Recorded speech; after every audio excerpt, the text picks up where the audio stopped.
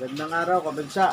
Atin naman ipapakita sa vlog natin ngayong araw ay yung isang ating suki na hindi naman natin masabi na milyonaryo pero may ikakasa sa buhay, kabansa. Dahil sa kanyang sipag at tiyaga at sinop ay nakapagawa na naman siya ng isang bahay, condo type. Ito ay may pinto na 22 na doors, kabansa. Ang mga gamit nitong materyales ay mga mahuhusay at sa atin din kumukuha ng mga hollow block nito sa pundasyon, sa disais, mga pako, mga kagamitan at mga fittings, mga kabansa. Pero hindi lang tayo ang nagsusupply doon dahil marami mga nagpupunta at para mag-supply ng mga materyales, kabansa. Sa Graba Buangin ay gusto niya susupply sa kanya ay dump truck. So wala naman tayo noon, kaya hindi tayo nakapag-supply. Tsaka sa mga bakal natin, hindi tayo obra kasi maramihan, wala naman po tayong manpower para magbenta ng ganon, kabansa. Ito ay nakaka-inspirasyon lang po to dahil itong tao na to ay dati lang din siyang trying hard at nakaraos na rin ngayon sa buhay dahil nakagraduate na yung mga anak niya at lahat naman ay mga matutino. Saka may mga trabaho at may mga negosyo, kabansa. So, yung pinaglalaanan na lang niya ng kita niya, mayroon po naman, marami naman po siyang mga condo unit, at saka maraming laundry, at saka mga paupahan. So, ang ginagawa na lang ng tao nito, kabansa, ay bili ng lupa at magpapatayo po ng building. Itong kagandahan sa kanya at masinop po ito, kabansa, at mahusay din maghanap buhay, mayroon din sariling negosyo. Kaya ito'y nagiging inspirasyon din ng ibang tao kung malaman nila na ito'y galing lang din sa mayroon din, galing din siya sa kaunti lang ang, hindi naman natin masabi na walang wala, meron din, may hanap buhay din, pero sa kanyang pagsisikap ay lumago din ito ng gusto, kabansa. At ito ay ating ipakita na yung mga pinagawa niyang apartment ay hindi rin naman basta-basta, kabansa. So kabansa, at atin ay bablog yung kanyang bahay kahit hindi pa po tapos. Nanghingi tayo ng paintulot na mapicturan po natin, kabansa. Ito yung mga luwi yung dalawa. Dito, yung mga binabagtakan ng mga nila dyan. Baka hindi naalis dun sa baka ano po sa pinili tayo.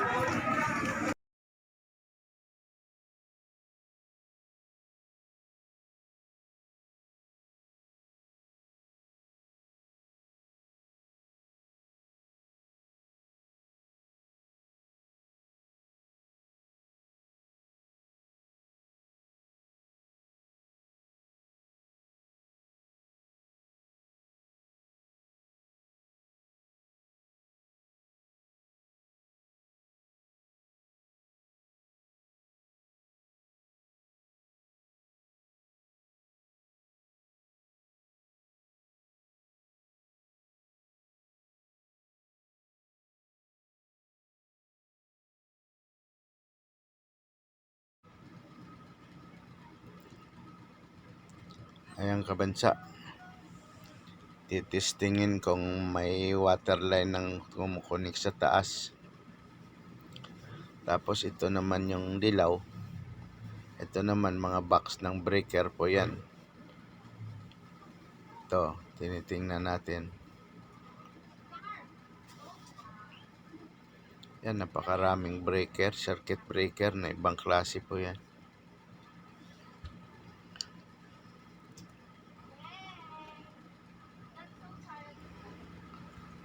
Aakyat tayo. Ito, kabansa, mga PPR hose po ito, line, water line. Hanggang sa third floor po yan. Kaya yung mga water meter nila, dyan lahat yan sa baba. Kaya tayo sa second floor, Titingnan natin yung mga gawa nila kung patapos na ba. Ito ang mga hagdan niya, puro tubular po to, tsaka angle bar. Naka-tiles pa. Ito kabansa, hindi pa tapos yung nagpipintura pa sila. Ayan, mga foreman niya dyan. Oh. Tinuturo natin.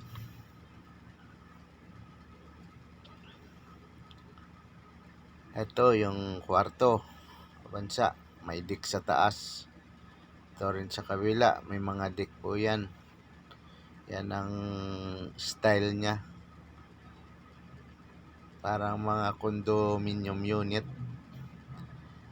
Ito, makita natin dito yung niya. Hagdanan. Ayan, pwede na yung gawing kama. Hindi ka na magdala ng kama dyan. Yan ang boss, nandoon sa baba, nakaupo. Sa second floor po tayo. Oh, mata pa ba? Tingnan mo. Tingnan mo. Ayan, kabansa, ayan. Pwede yan, i-gcash ko na lang sa'yo bukas. Ayan, ang deck niya. Ito, titingnan natin yung CR. Ganito ang finish ng CR nila, kabansa. Magaganda din naman. Yan. Sa third floor na po tayo.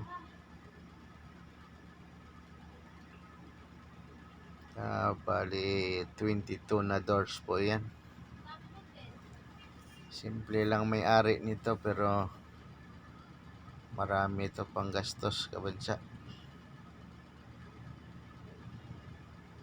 Yan, ang daming pinto. Ito, paakyat naman sa third floor. Malaking pera na yung ginastos nito. Ito ang hindi natin kaya, kabansa.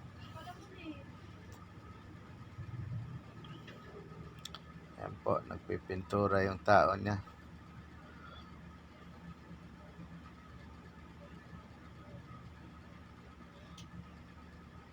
Tinanong natin to kung ilang door lahat to. 22 daw na door. Ayan, lahat ganyan, puro ganyan yung mga style niyan. Kada floor mayroon siyang hallway.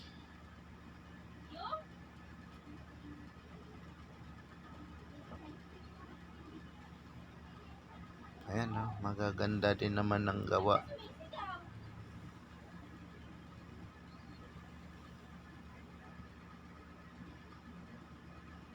Ayan, akyat na po tayo doon sa third floor naman. Yan ang third floor. Mga may attic. Ayan ang mga hagdan niya, kabansa. Mga naka-tiles pa siya. Yan, hindi pa po tapos. Ayan, tarik. Hindi pa tapos po yan. Sana matingnan natin yung kapag tapos na para makita natin yung forma niya talaga sa loob. Ito, may pintuan pa po. Pintuan pag punta sa baba. Sa rooftop na po ito.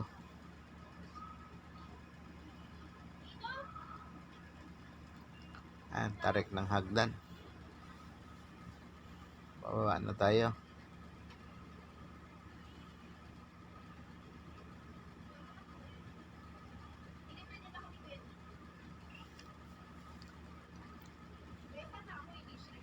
Ayan, kabansa. Puro na lang hagdan to. Daming hagdan.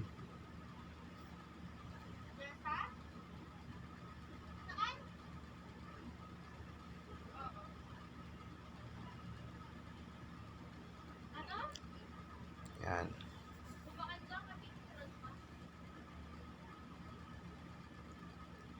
Tayo, bababa na tayo.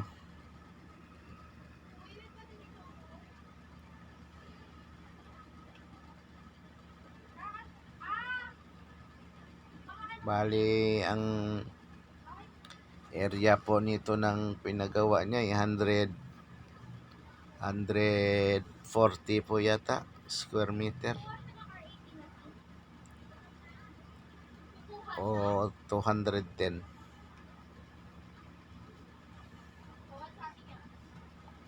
Ang tibay po niyan. Nakarating ako doon. Isang yun. Oo, yun o. Ito ito nakabukod pala yan. Wala yan tagusan sa taas. Hanggang second floor lang yan siya. Ano yan? Yan. May hagdan din yan dyan. Mesanin yan. Ito dito. Ayan, pag mesanin lang yun. Saka na lang dito. Siyempre, mga ano yung gamit nila doon. May mga ano yung nakapasok, ano? Pwede yun. Dapat na install, ano? Bago mo po talaga nagamit yan. Dito sa labas, fumigate muna natin. Sprayan mo dito ng ano. Kamami, pagkakot nito, nag-ano-ano na yung ladies. Ayan kabansa, ang atin na ngayon araw sa vlog kong ito ay nakaka-inspired kasi itong taon na to ay kita na lang, tanggap na lang ng tanggap dahil marami naman siya paupahan at marami na siyang apartment, may mga laundry po siya at meron siyang jewelry store na talagang nagpapagawa siya sa Malanday at yun, kumikita siya ng maayos dahil sa kanyang pagninegosyo kabansa. Ito'y dapat natin gayahin para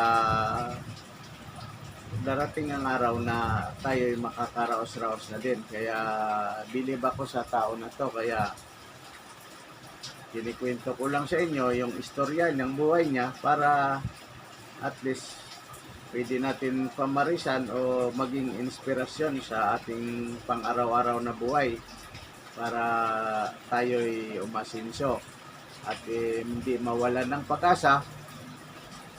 Patuloy tayong mangarap para marating natin din kung ano ang gusto natin.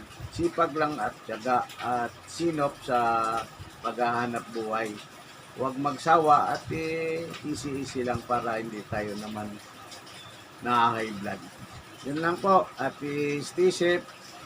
Good luck and paki-like and subscribe na lang po ang ating channel, Lopin Estrangero. Bye-bye!